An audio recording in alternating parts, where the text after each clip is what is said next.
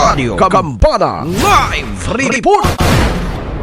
Mibalik na ang pagsalig sa mga katauhan sa Misamis Occidental sa mga pampublikong hospital human makita ang pagsakas sa ihap sa mga na-admit nga mga pasyente gikan ni atong tuig 2020 hangtod 2023. Subay sa third state of the province address ni Misamis Occidental Governor Henry Waminal, adunay 72% ang pagsakas sa ihap sa mga pasyente gikan sa 20,080 ni atong 2020 ikumpara sa 34,559 ni atong 2023. Nasayran nga adunay 5 ka mga publikong hospital sa Misamis Occidental nga gilungkuban sa Misamis Occidental Provincial Hospital, Calamba District Hospital, Tudela Municipal Hospital, Doña Maria Digitan Memorial Hospital ug Jimenez Medical Community Hospital nga gibubuan og pondo sa pangagamhan ng provincial ilalom sa free hospitalization program. Kalabot niini kamulo na usab ang construction sa Asenso Misamis Occidental Medical Center nga nahimutang sa Barangay Talairon sa Dakbayan sa Orqueta.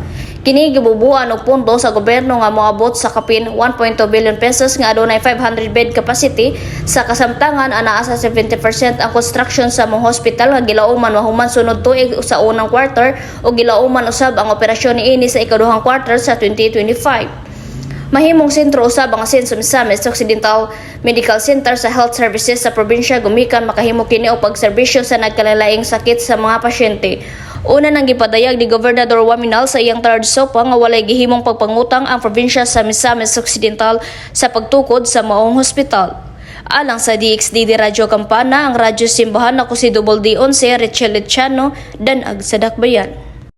Radio Kambana Live Report.